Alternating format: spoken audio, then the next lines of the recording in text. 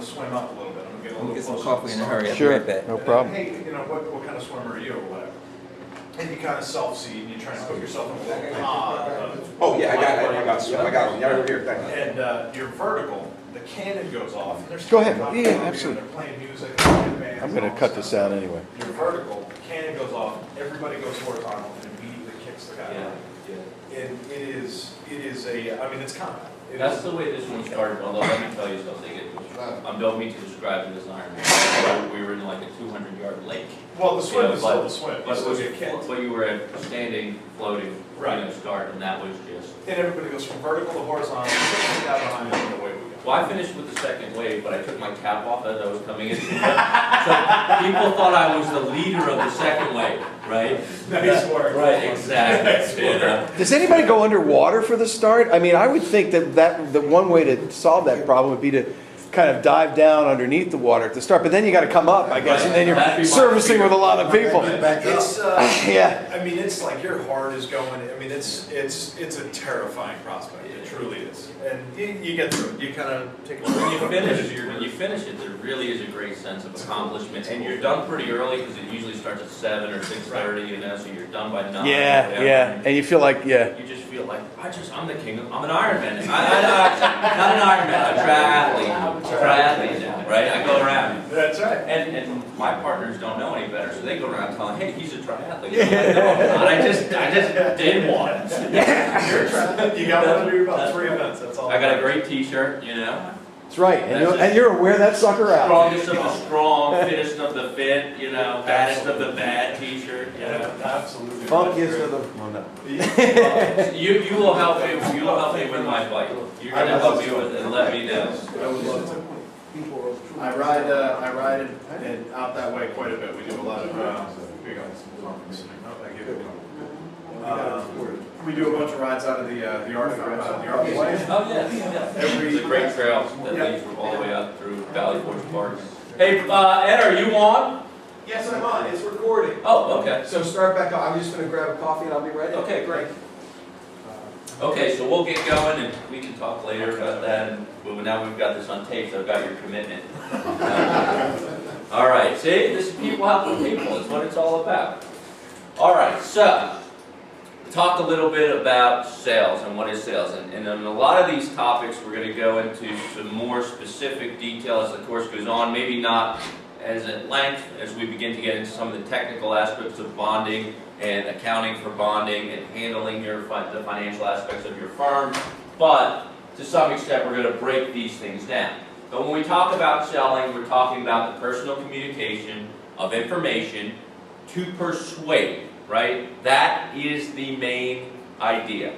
We need to persuade somebody, a prospective customer, a child you need to put to bed, a surety agent to take you on, a surety company to bond you, a general contractor to select you as a subcontractor trade, whatever the case may be, a bank to give you credit. We've got to persuade somebody to buy our good, our service, our idea, or something else, right? And it's got to be in a way that satisfies that individual's needs. Okay, this is what your traditional definition of selling and the elements of selling. And I like to break things down into elements. So you'll see when I pulled this definition, this was in paragraph form, and I like to break everything down into its basic, simplest form, even at the office, even with problems. You know, somebody comes into a problem, all right, let's break this down. What are the elements of this problem? Because sometimes there's only one element that's causing you a headache or heartache, and you don't have to deal with the entirety of the situation, but just one. So it's a good practice and idea to implement into your own businesses here. This concept of every time you're dealing with something, let's break it just like you would in a cost breakdown of your project, right? You wouldn't just come up one day and say, hey, you know, 1.4 million, you know. You'd say, no, well, you know, what is it going to cost me to do the site work for this area? You know, is there a rock? Isn't there a rock? How much is it going to cost to lay the foundation? What are the dimensions on the plans and specifications and drawings? You know, how much lumber do I need, right? What's it going to cost me in labor and material? Same concept in other problems, and that's all that is a problem, right? Somebody could come into your office and say, oh my God, we've got a problem. We don't know how much it's going to cost to build a building. And you would sit them down and say, okay, well, what's the building made up of? How do we break this down? Okay, let's break it down into its simplest form. Now, when I talk about selling as a science, okay, this is an extremely important concept. If you take nothing else from the entire program today, you ought to know this, and it will make your life 50% better every time you have a conversation, every time you're in a selling situation, every time you have a problem, every time you're trying to persuade somebody. It is a matter of scientific fact that 85% of the decisions people make are decisions made to avoid pain. Now, when you think about that, okay, you made a decision here to come here this morning, okay? It's probably a painful decision. Pleasure. Pleasure. The other 15% is pleasure. But this morning you came here because you want to avoid some sort of pain. You want to avoid the project that you have on your fingertips that you can't get. You want to avoid the pain of not being able to participate in the stimulus money. You want to avoid the pain of the recession and bring yourself into the public works job market, right? Some sort of pain, whatever it is, whatever the reason, you made the decision to come here. You certainly didn't say this is going to be a real pleasurable, training session, on surety. But some pain. You got in your car. How many people drove here? Okay, you drove for your walk because you didn't want to walk. Could have walked, right? We'll have to get up earlier. You would have had to get up earlier. Pain, right? Yeah. You would have had all the effort of walking 10 miles, 15 miles, 20 miles, whatever it took you to get here, 5 miles, right? Maybe the pain of lost time, because now you've got to walk back in the afternoon, you can't get something done, you can't see the games you want to watch this afternoon, right? When you go to the supermarket and you buy chicken, right, to avoid the pain of hunger, right? Now, you buy the Twinkies, that's for the pleasure. Let's not make a mistake here, okay? 85% of the decisions people make are decisions to avoid pain. The remaining 15% are decisions to obtain pleasure. Now, if you understand that, if you know that, think about the way you can manipulate other people. If you understand what their pain is, think of the way you might describe your company differently if somebody asked you to stand up at the beginning of this program and tell us what you do, right? How might you describe your company differently? Maybe I'm not a surety company, right? Maybe I'm not a construction risk management company. Maybe, hey, I'm a company that gets small contractors working capital loans. Why? Because maybe that's your pain. Right? I'm a company that has never failed to get a project done on time and on budget. Maybe the owner's pain is schedule, budgetary concern, right?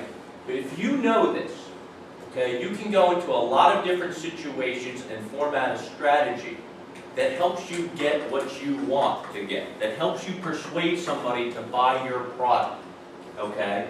So you have to know, what is the client's pain? And sometimes the client has to be reminded. Sometimes the prospect doesn't know what they need, what their pain is, right? And sometimes you have to get that out for them, right? We have a lot of examples of that when we talk with our lender clients. They don't really understand construction. They think they do. They think they've got it covered. They think they have controls in place. So somehow you have to remind them that you may suffer if you don't do the following. And nobody wants to suffer, right? That's why the aspirin industry is out of this world, right? Nobody wants to be in any pain. Sometimes you have to remind them of it. You have to look at the problem through the eyes of the buyer. Right? What is their real problem? And then you need to fill that need, and you need to be able to discuss how you solve their problem, how you relieve their pain in a way that allows you to be sticky, like we talked about earlier. And if you do that, okay, if you do that, you're going to put yourselves in much better situations. And you might be saying to yourself, okay, Brian, so we've talked about the first computer and the first car, and it wasn't Ford, it was the Duryeah, and the first washing machine wasn't Maytag, it was the Hurley, and we talked about You know, the British are coming, it's not Paul Revere, it's William Dowd. I came here for a surety bond program, okay? You're here to get bonds, right? That's what you're here to ultimately do. Let me ask you something. What is a bond? It's an insurance, or some sort of insurance. Some sort of insurance. There's different kinds too, payment. Payment, performance, Performance. bid. Yeah. What are they though? Guarantees? Yeah. Financial guarantee that you're going to execute whatever the contract agreement is. Financial guarantee, okay, that we're going to execute. What a bond actually is an agreement. It's a contract. And yes, it can be in the form of a financial guarantee, okay? The bonds you're looking for are contract surety bonds, and they're 4-part agreements, okay?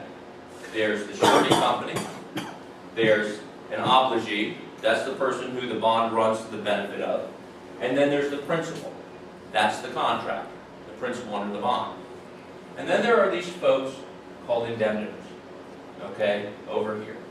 And what happens is, these 4 parties come to some sort of arrangement that in the event that the contractor fails, the surety company will step in and resolve its default, okay? The indemnitors agree that if the surety has to step in to resolve the default, they will repay the surety. So surety is a no-loss proposition. We don't expect to have any losses, because in the event we have to step in, you, maybe your spouse, maybe your children, maybe other people that own the company itself, have all agreed to pay us back. These bonds are required by both Federal Miller Act and by State Miller Act. So anytime you work on a federally funded project in excess of $100,000, you have to post a payment and performance bond. You have to post a bid bond to bid on those jobs. Sometimes there are exceptions. You can post a letter of credit and other things. But the government wants some guarantee that you're going to come to the table and do what you want to do. Now, what's interesting about this is, you know, the Miller Act was enacted. Franklin Delano Roosevelt was an executive vice president at Fidelity and Deposit Company, which is one of the biggest surety companies in the country. And after he was elected, the Miller Act was put in place. So here you have a guy who's an executive in a surety company, big insurance company, winds up getting elected president, and all of a sudden you've got a federally mandated statute. That's why Democrats are good for business. Exactly. And here are the main surety players, okay? You've got the principal, that's you, right? You've got an agent. You know your State Farm agent, okay? Like a good neighbor, State Farm, you know that one? Okay, I won't sing anymore. Okay, surety is primarily underwritten through third-party agents. So not direct, where the company comes and you have a conversation with the company. You'll deal with Agent John Smith over there, and maybe he's got 5 or 6 surety companies he can present your company to. Okay, and during the course of this program, we're going to bring in agents in here. We're going to talk about selecting an agent and how to do that. But the agents get a commission. There's also an underwriter at the surety company. And that's the guy that we're really going to target in this course. And when we talked about understanding how to sell and why people buy, what we're going to have to figure out, and how that all comes together, is we're going to have to formulate a strategy, figure out what is that underwriter's pain, what is the surety company's pain, and how do we present our company in a manner that resolves that pain, that eliminates that pain, that relieves that pain, okay, and does it in a way that allows us to be sticky, that they remember us, okay, that we make an impact. And that they know when they look at our file, I'm not going to experience any pain with this company. How do we set up our businesses, and how do we present ourselves in a manner that gets us there? The indemnitors are those folks that agree to repay the surety in the event that there's a loss.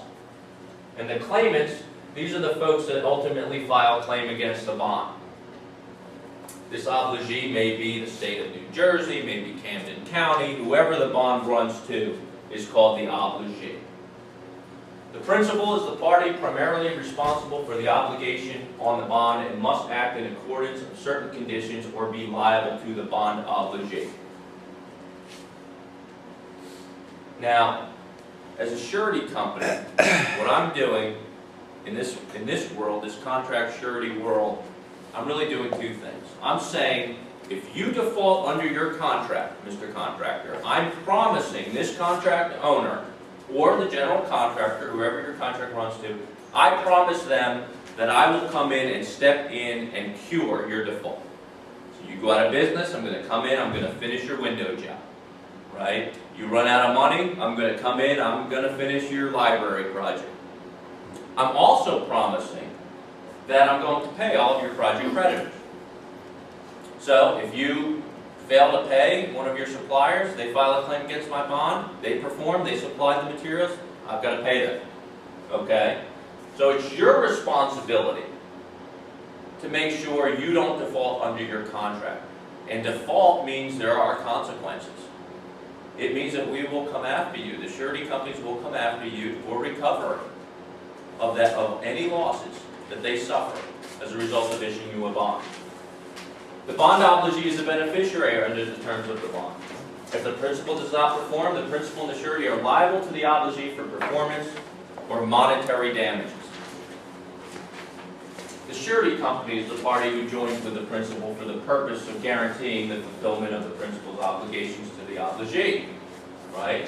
We are saying we are one with the contractor. If something happens, we're going to come in, we're going to cure that default, fix that problem. And the indemnitors we talked about are those that promise to reimburse, indemnify the surety if the surety suffers a loss or any cost as a result of the principal's default. Claimants we talked about earlier. Three kinds of bonds. The bid bond. So Camden County is letting a project for a new school. You want to bid on that job. With your bid, you have to present a bid bond. What does the bid bond do?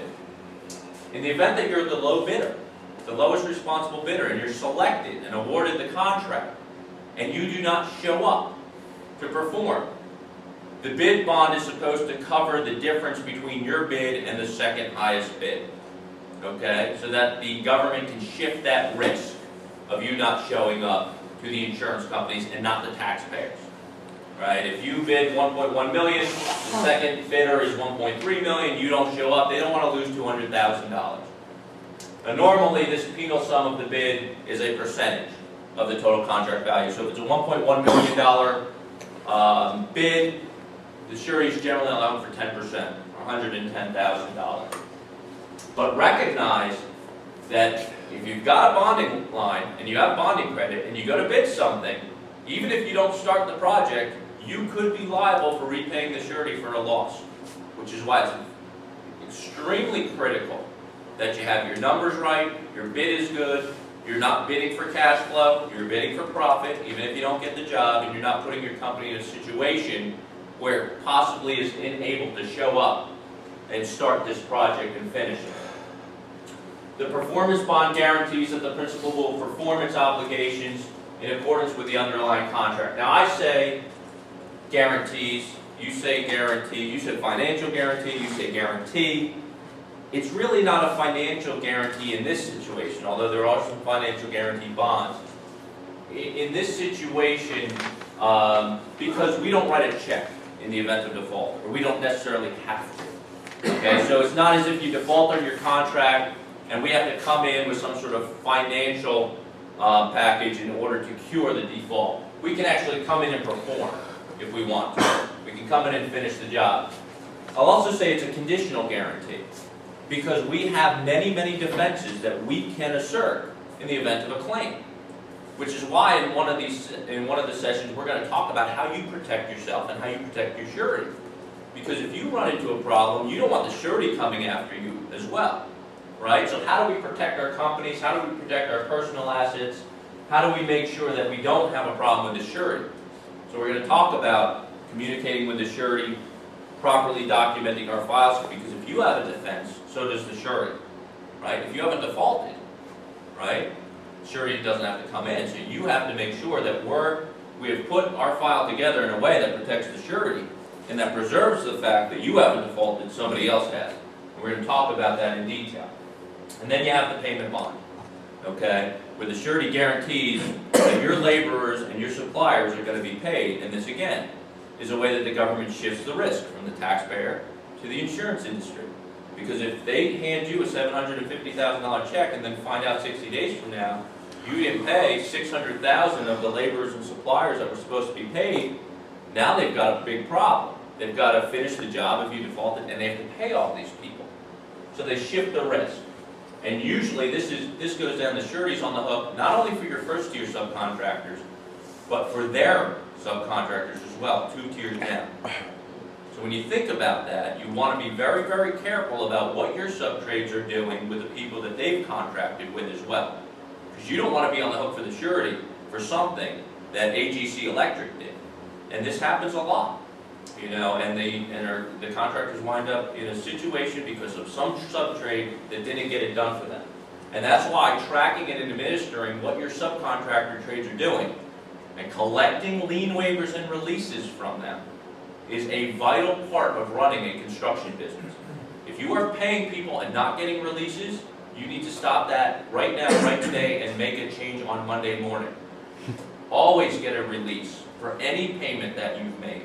And if you don't have good release forms, let me know. I will email them to everybody. It is critical that you do that. So when we talk about what is a bond, okay, let's put it in simplest forms. It's a bet, okay? If I write you a bond, I am gambling. I am saying I am betting on this contractor that it will complete its bonded project on time, on budget, and per the specifications without defaulting on the contract, and at the same time, the contractor will make timely payments to all of its first and second tier subcontractors and suppliers. And we make this bet despite limited reward. Our premiums are generally between 1% and 3% of the contract value. Okay? That's not a lot. When you talk about $1 million payment bond, $1 million performance bond, and I'm only getting paid one time, not on both bonds. Okay? It's between 1% and 3% of the contract value. Okay? But if I give you $1 million payment bond and $1 million performance bond, I have $2 million of risk out there. And at 2%, I'm getting $20,000. Okay? Pretty serious bet, right? Let's talk a little bit about why there's a problem in getting a bond. I want you to put yourself in the situation of the person you're selling to. And here's how we bring that whole first part of this discussion back, where we talked about, you know, getting in tune with the prospect's pain and understanding what the real concerns are and fears. If someone came to you and asked you to guarantee the performance of $1 million construction contract and all of the payments to the subcontractors and suppliers, in exchange, you were going to get $20,000, what would scare you? What kinds of things would you be interested in knowing? Make sure that he has adequate capital to pay up the suppliers. Okay, adequate capital. Labor, to make sure that he got the right people. Right. Good personnel resources. He has good credit line. Credit is sound. Yeah. Credit history is good. The right insurances. Insurance protection for the contractor. Performance history. Performance history. Why is that important? If he's ever done a project of this caliber, can the contractor execute this sort of project? Exactly. Okay. Is this within the scope of work that this contractor is comfortable in performing? Because you don't want to come in and take your $20,000 and now have a $980,000 issue, right? You don't want to lose that. What else?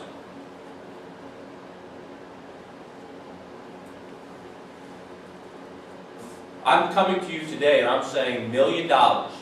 You guarantee me $1 million, I build a 4-story office complex for Ed. New ACP thing.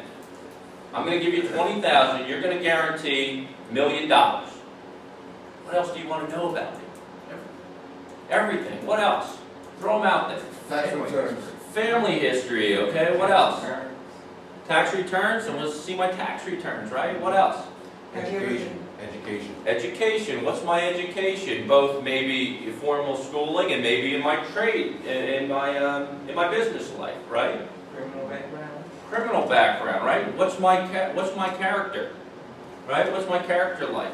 have you ever defaulted on a previous contract? Prior defaults, claims with other surety companies or insurance companies, issues with the government governments that I've worked with in the past. Legal claims, does anybody sue you for any reason? Lawsuits, right? Am I involved in any lawsuits? Am I a problem to the community?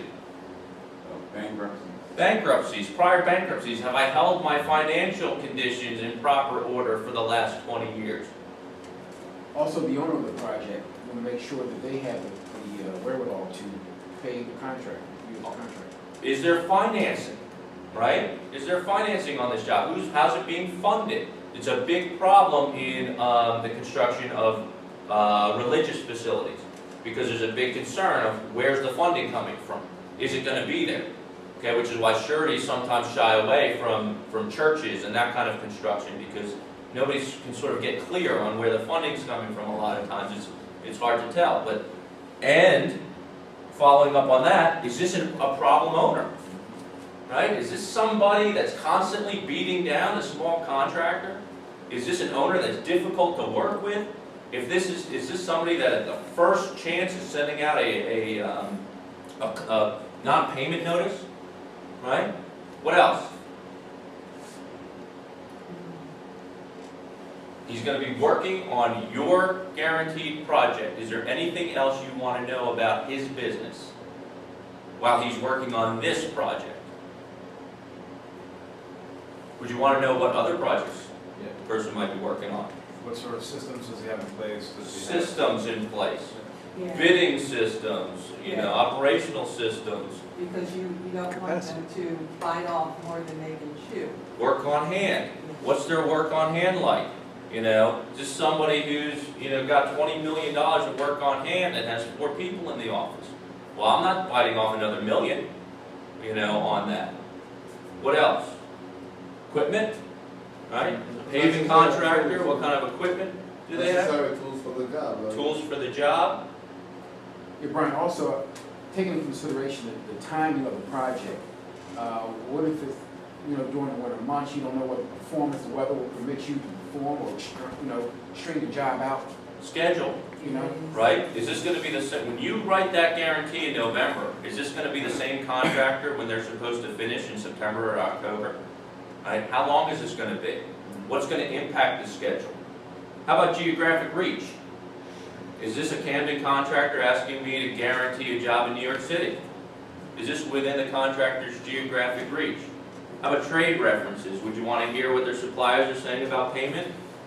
Dun & Bradstreet reports, credit reports, history of payment? How about cash flow?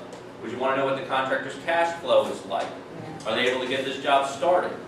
Right? Are they financially sound enough to weather some sort of issue that comes up, and they do on every construction project, right? Who are the professionals that they work with? Do they have their own law firm? Are they capable of handling a problem when it arises? Who's their CPA? Am I getting internal financial statements, or is some third-party certified public accountant verifying those financial statements, right? How about the terms of the contract?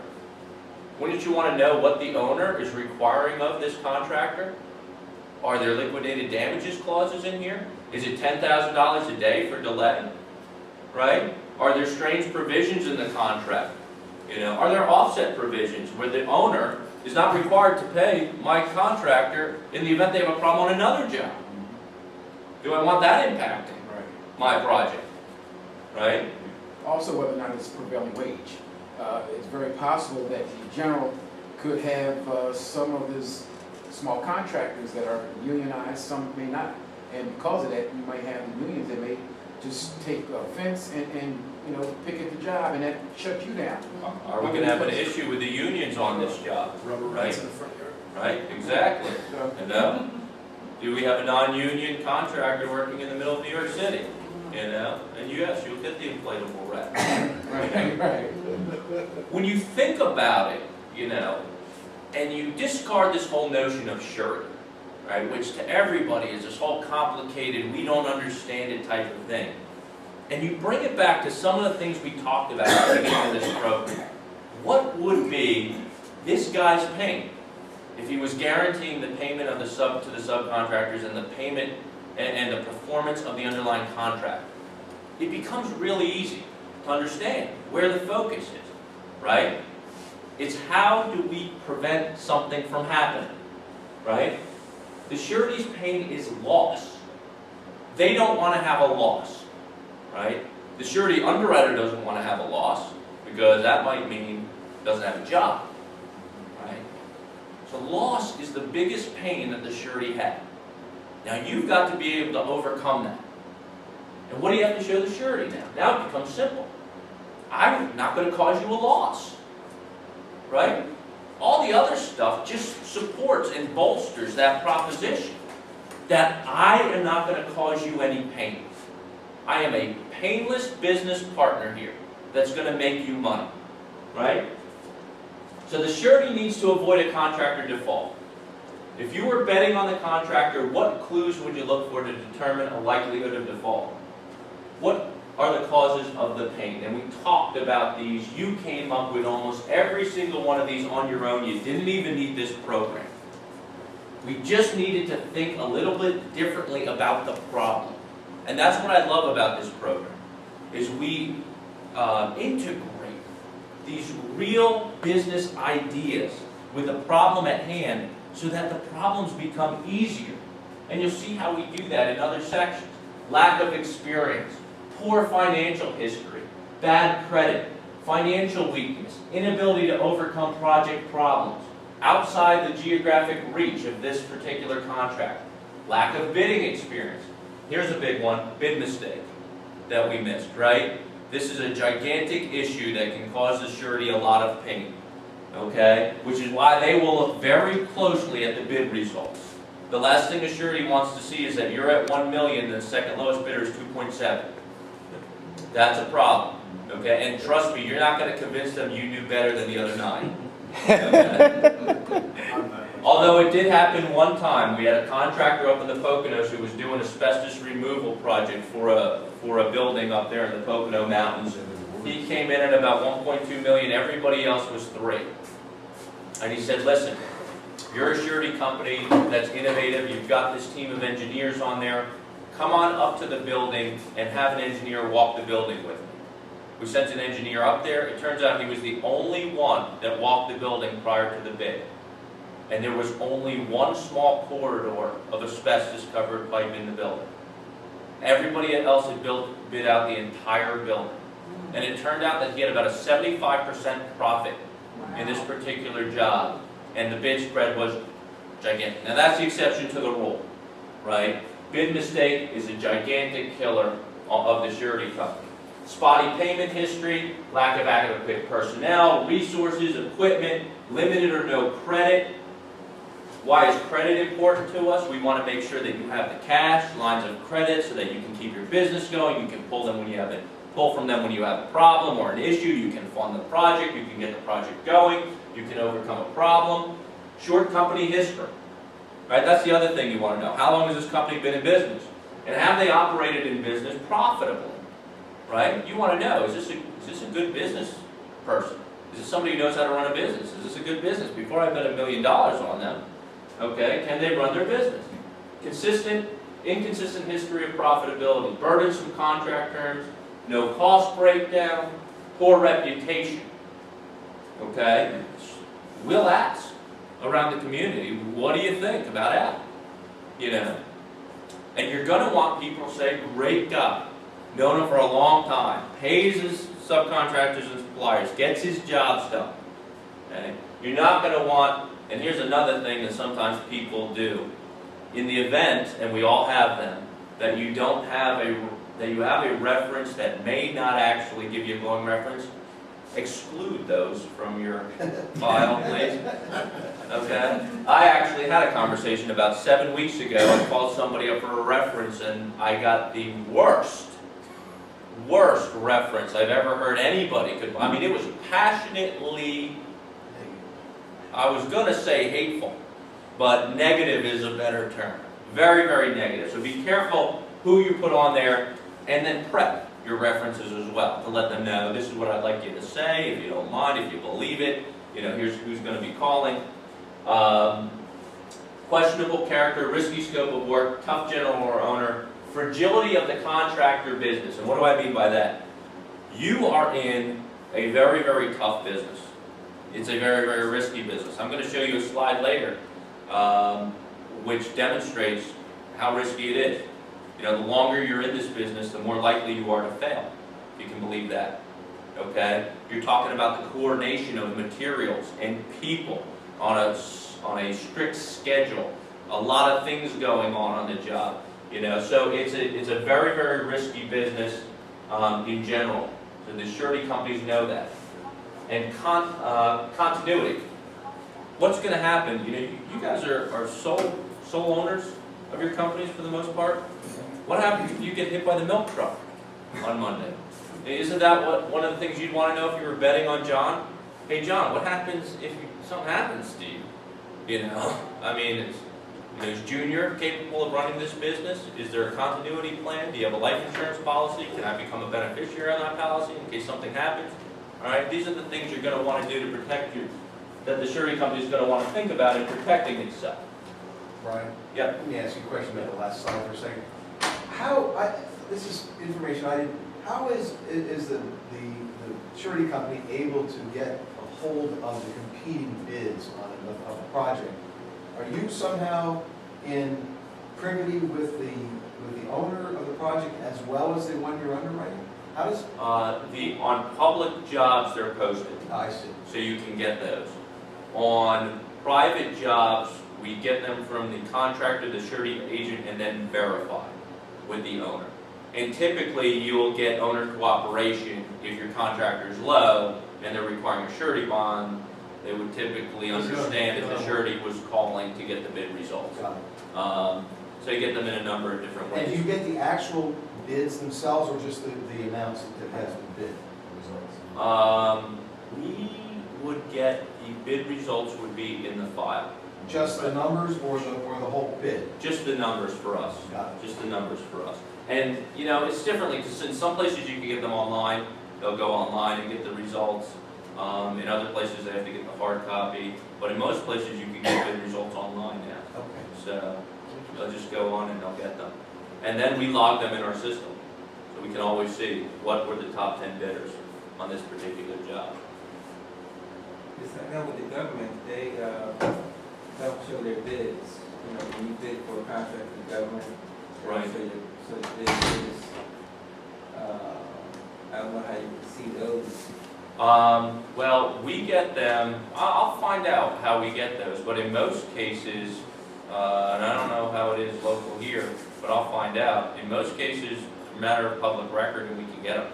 Okay. You know, in fact, that's one of the requirements before we issue any bond, is that we have to have the bid results in our system, or the system will not generate a bond number. Okay. It locks it down. So, but right now, is it, you talking about locally or? Like the federal government? Oh, federal government? Yes. We get those online. So perhaps there's a system that you can apply for if you're a insurance company, I don't know, but we do get those online. Okay. Bid results from the Fed, yeah. Could be through our treasury listing, I'm not sure, but I'll find out how we do that. Talk about that next class. And here you can see the Census Bureau statistics. The longer you're in business, the more likely you are to be out of the construction business. 1 to 5 years, you got a 27% chance of failing. 5 to 10 years, 33% chance. And 10 years or greater, 38% chance of failing as a construction company. All the more reason why you ought to be buckled down and, you know, running an efficient, well-oiled, you know, controlled machine as you're building your company. You want to make sure, you know, hey, look, I'm in year 5 to 10 now. The chances of me of problems, you know, just went up. I better make sure I have the fundamental foundations in place, and that my company is protected, and we have lost controls and other things. And then 10 years, almost 40%. Now So why is that? Is it through succession planning or? Well, I think there's a lot of different reasons. I mean, if you look at this slide, you'll see new companies in general fail. Okay, so every year in this country, 1 million new companies are founded. Right? By the time you get to year 10, only 40,000 are left. All right, so generally speaking, companies are going to fail. You combine that now with the risky nature of construction. It's competitive, you're constantly bidding against other people. You've got all sorts of factors out there, material price escalation issues and other things. You've got issues where you're locked out, certain types of work. In Georgia, for 100 years, 4 companies have dominated the road work in Georgia. And that's because at one point in time, when other folks couldn't work on these jobs because of obvious reasons, they built their plants in strategic areas so that they could make the asphalt and the things, and now nobody can compete. So there's competitive advantages that are in place. There's when you're on a construction project and you really think about everything that's going on these construction projects, with all of the people, all of the subcontractor trades, all of the materials being delivered, timing issues and everything else, and then you get a small business that's just starting off and they run into problems. Well, the company that survived is in the 25th decade. They may have the wherewithal to survive a 60-day issue. My newly formed company might not be able to survive without the next draw. So it's a fragile business, and I think that's why you see that as you continue on here, the risk doesn't get any better. It's just that you hopefully made some improvements. What is really interesting to me about the last 2 slides is that construction is a less risky business than the average business that's created by most Americans. It is, and then in construction in the United States, there's $1.25 trillion in construction in the United States every single year. So there's this built-in marketplace of construction, and it dominates public funding. I mean, the public, federal and state and local governments are dominant players in the construction industry, so that you have this built-in marketplace that people can take advantage of. But you're right, it outdoes the general. Now, this includes construction companies either, so that actually proves your point even further. Yeah. Because if you took those out, but the percentages, are much different. that's right.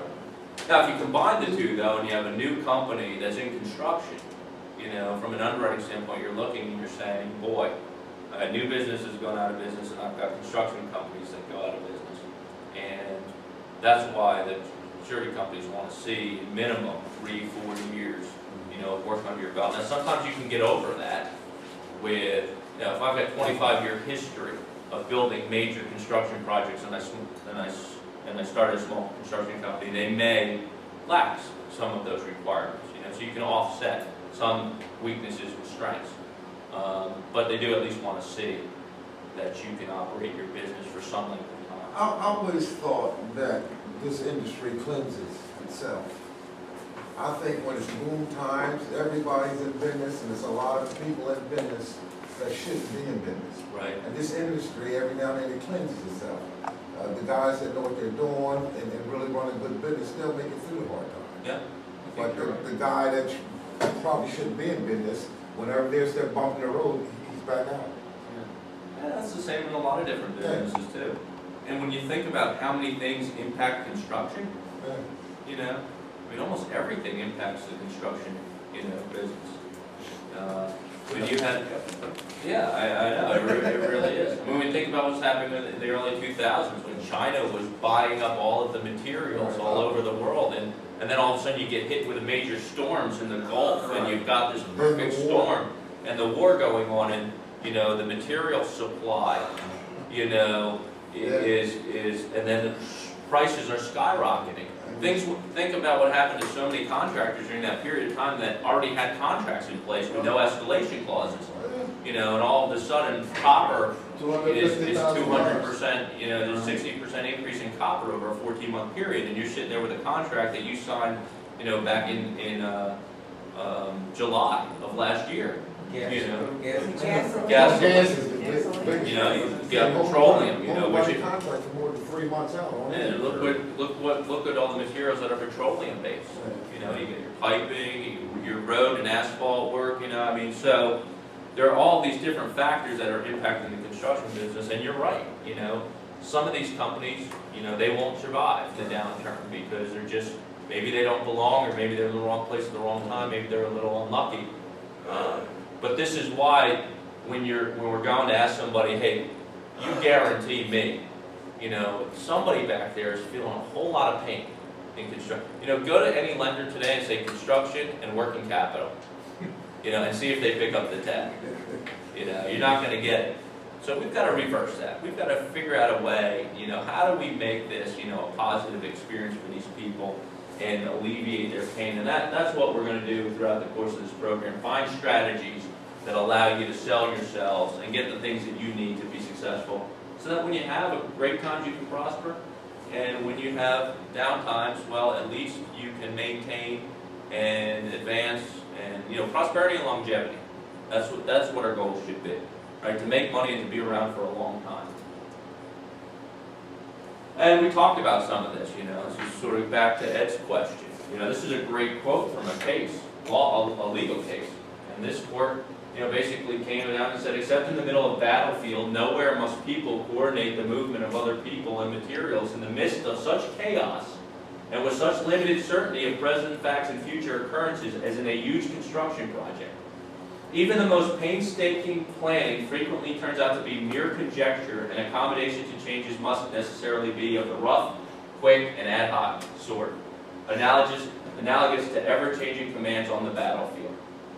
So here this court's sitting there hearing some case, and he's basically saying, maybe some retired colonel or something, is saying, boy, this is a lot like war, you know, this construction. I actually worked for Blake. That was my first job. Oh, did you? Yeah. Blake Okay. Did you testify here? No. I was in law school then. So, you know, when the problems facing us here, the things we've got to overcome, are lack of working capital. We've got to find a way to create strategies for working capital for you, lack of net worth to obtain the surety bonds. We have to find a way to eliminate that pain on the surety side. We need the surety bonds to build the working capital. You've got an issue out there with conservative underwriting because of massive losses that the sureties faced in the early 2000s, and a number of surety companies shutting down, especially those that are dealing with a small contract marketplace. Others in the small contract marketplace moved upstream to the mid-sized contractors and the bigger contractors because there's a perception out there, a stereotype, okay, that we have to overcome, that the smaller contractors are more risky, you know, than Turner, right? I mean, but I can give you the list of the ENR 100, you know, that are no longer in business. Yeah. Right? I mean, J.D. Jones, Dick Corporation, Modern Continental. I mean, you could go on and on and on and on. Okay, so that's a perception. One of the things we're going to talk about when we talk about understanding the people that are buying from us, this surety company, this surety underwriter out there, you know, in most cases, these people do not understand construction. Can you believe that? If you would take a look at our surety company, we built a construction, we don't really do any construction management, but we built a company of construction managers and engineers to support the people underwriting the bonds.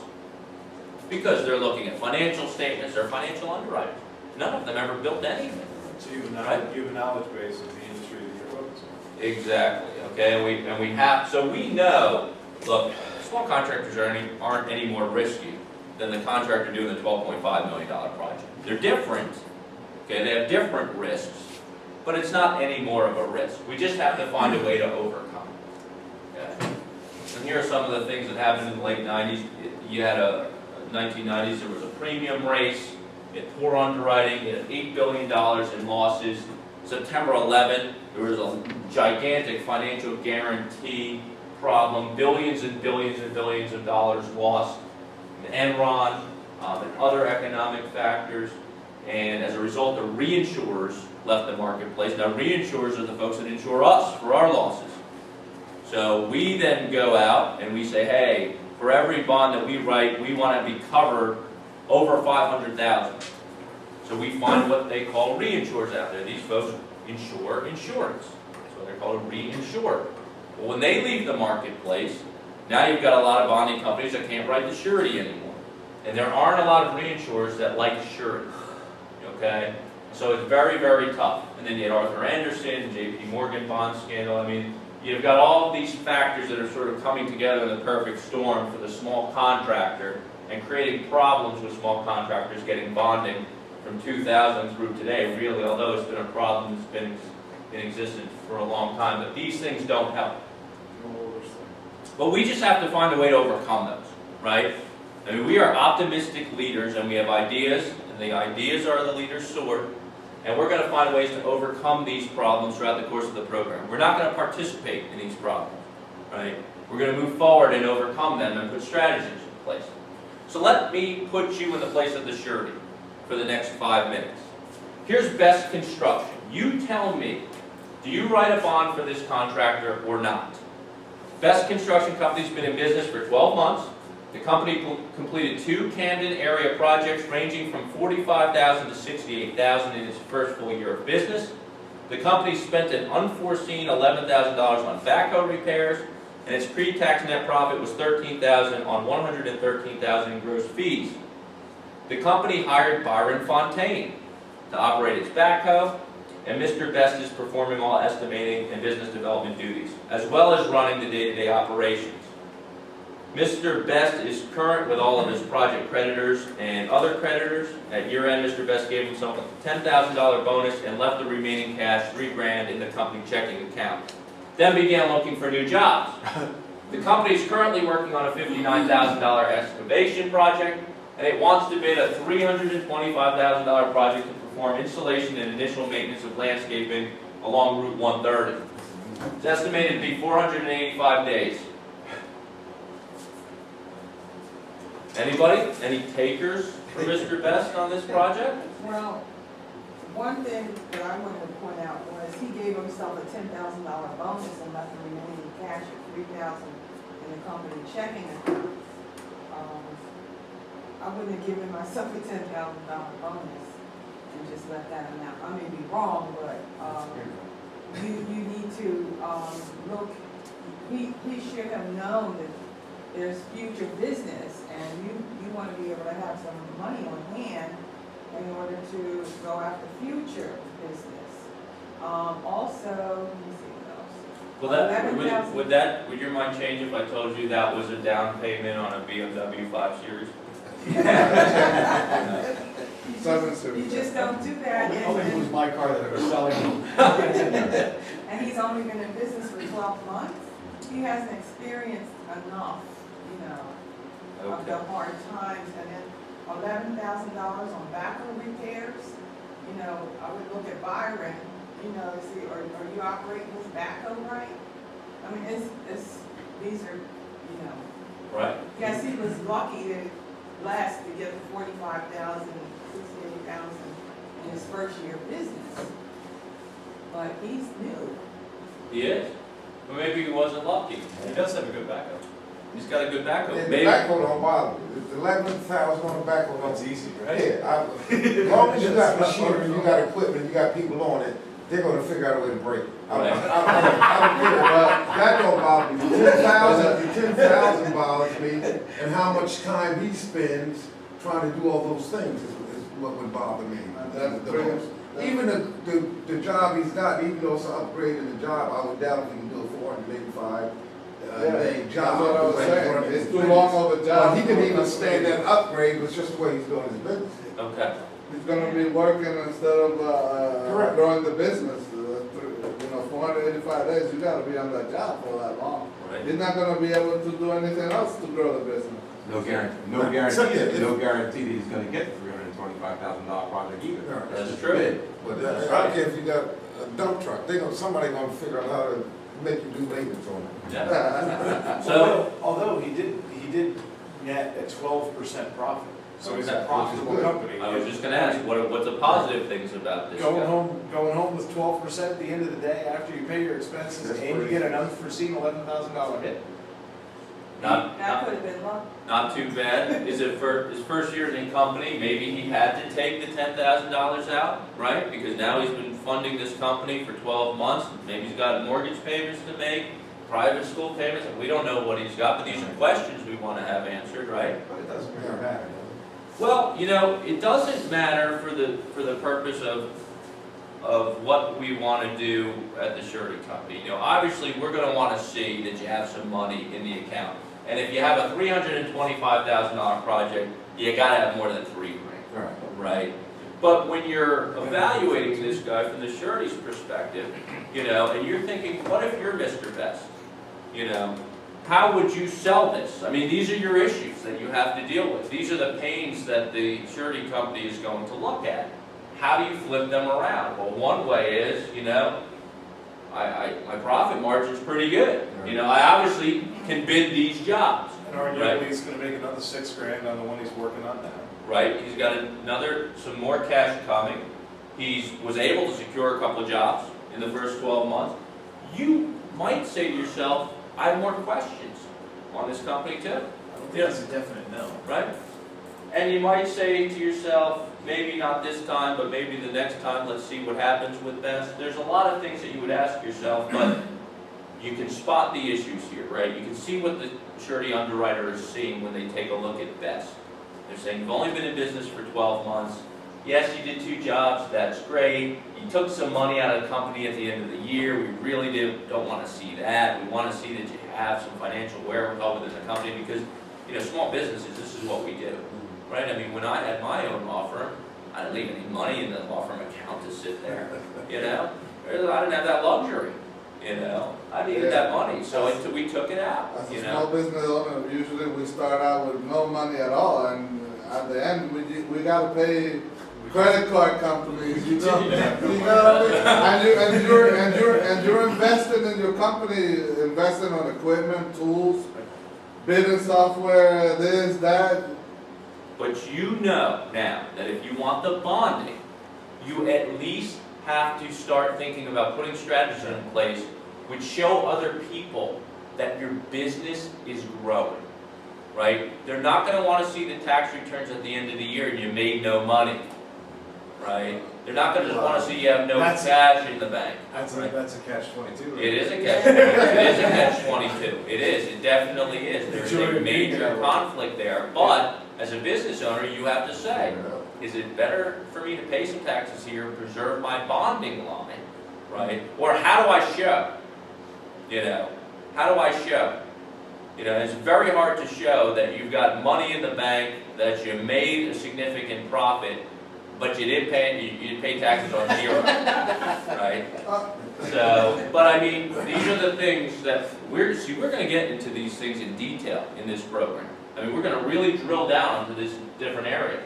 And really my goal today is, can we at least get the basic concept of what we're going to do here, right? Can we start spotting these issues so you can spot them in your own company? See, now you can go back to your company, do your own fact pattern, right? And we've only been here 2 hours, right? You can already go back and say, oh my God, look at these 25 things I got to start moving in the right direction. And one of those things is you're going to have to show that your company's profitable. And the more profitable you are, the higher your bottom line.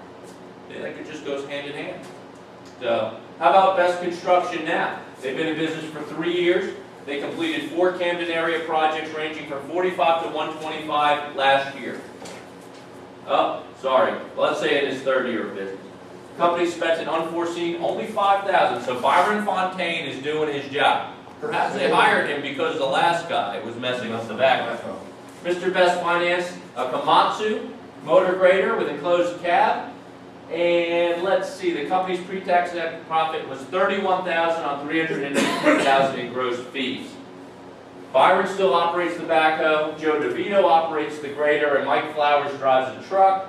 The company has also hired 2 laborers. Payroll will increase $135,000 in year 5. Mr. Best is performing all estimating and business development duties as well as running day-to-day operations. Current with all of his project creditors. At year end, Mr. Best gave himself a $10,000 bonus and left the remaining cash, $3,000 from year 2, $21,000 from year 3 in the company. He then began prospecting new projects. Now, he's working on a $59,000 job, a $98,000 job, and he wants to bid a $175,000 project to perform general site work on a condo in East Brunswick. The project runs to a private developer and is estimated to last 180 days. How do we look at this particular fact pattern? Manpower. He needs more manpower. You think personnel resources may be an issue, Yeah. right? So you may want to follow up on that. How are you gonna man this job? Okay, he's got 2 jobs now. Let's not forget that. Staff. Staff, sorry. Staff, that's right. Sorry, DC. You might ask yourself, where are these 2 jobs? Are they almost done, right? Yeah, Where are you? Did they just start? If your issue is, can they properly staff these jobs? What else? Are you okay with 175,000? Let's start there. I can't, What's his I'm pay having, on the that? numbers don't work, the 175 to the 180 days. Well, let's With just, all the equipment you got out there, how does that make money there? okay. So How this does is, that make money there? this is an issue, right? So we want to find out what's going on here. Why is there a disconnect between 175,000? This ought to take us 2 weeks, Exactly. 3 weeks, What's the right? 180 days going? Why is this going to take us half a year to get this job done? Right? This is a small job. What's the issue here? There's a disconnect there. That's a good. It was a good issue to spot. Nobody ever gets that. What else? What's his payment on the stuff he financed? Okay. What does it look like with his financing? How much is it? What is his debt every single month? How does he service that debt? Right? What does it cost him? What else? I think we did say, he's gonna have to hire new staff, if he decides to, because if not, it's travel, from Camden to Assuming, I think he's. Geographic region, right? It's travel. Is he capable of doing a job in Middlesex County? I don't know. Maybe he is. But is he? We've got one backhoe for 3 separate jobs. He got to complete the job. Are they gonna be continuous jobs, one after the other, or are they gonna be almost all together? Okay.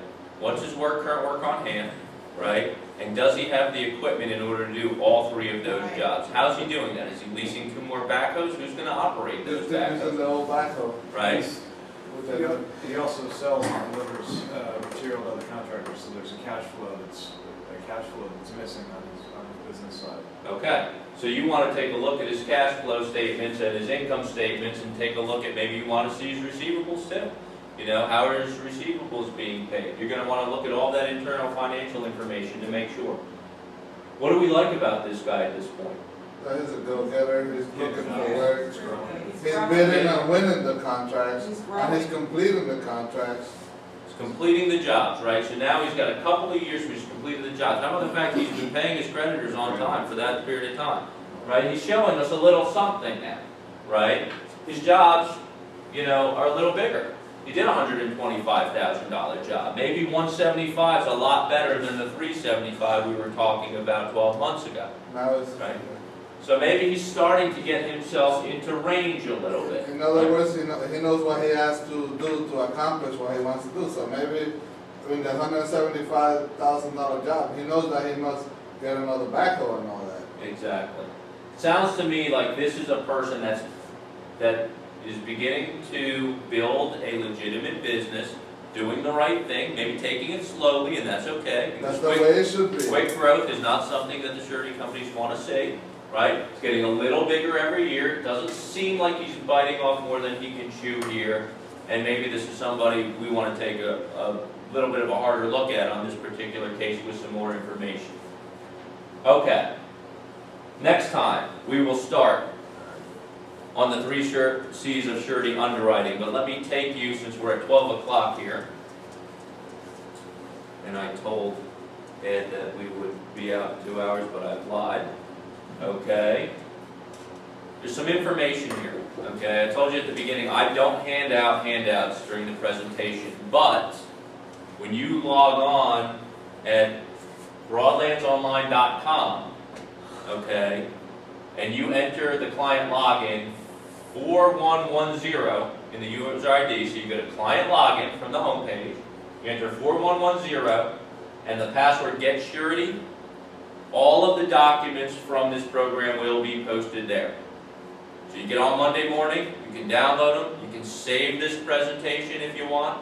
I'm going to put it up there tonight because I will cut out the slides we didn't get to today. Okay? And there'll be a schedule there as well, a copy of our application. Okay? There will actually be a more detailed application we will complete during the course of this program. That will be up there too. So you can go there and get everything that we do in this program. All the materials we provide, you're going to have. And Couple of things. Homework for next week. Yep. That's all right. You're gonna say homework. I know, you wanna get on the bike and train. How are we gonna have homework? But we're not gonna do anything to, you guys get all this already? You got it? Okay. Find me one interesting fact about surety. Just one, okay? Google it, do whatever you need to do, ask some questions to somebody, it doesn't matter. And the next time we will meet is Saturday morning at 9, March 28th, and we'll talk about surety underwriting basics. Okay? I hope everybody enjoyed the first session, that we came and we brought some passion and enthusiasm for it. I was gonna say, No interceptions today. No interception. Okay. I was gonna say, aren't you guys glad you started this class? Okay. And how many people are missing this opportunity? Honest to God, so spread the word. We need to get some more people in here. The more we get in, the bigger the class, the more we can attract some funding for programs like this. We need your help. You guys are our marketers now. Okay? I think he's worth it. Thank you very much. Yep. And you bring your notebooks, those are yours. You take them with you, do what you want with them, bring them back every class, put your notes in them. And it was really nice meeting everybody.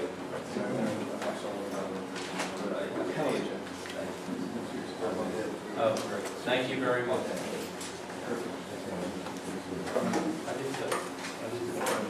Nice meeting you, nice meeting you. See you again. See you next week, and good luck today. Thanks, everybody. Can I bring this field out? Nice meeting you. Yeah, you can. Yep. Next week, 9 o'clock. 9 o'clock. 9 o'clock sharp. You didn't hear anything? I don't know. Yes. Good stuff. Exactly. Right. He directs traffic well, doesn't he? Like me. They all. Oh, yeah. Thanks for coming, guys. I only have one more. We'll modify. Oh, thank you very much. I actually may want to take one myself. All right. You got a second? We'll talk. Go ahead. I know I need concrete work done. More than happy to help.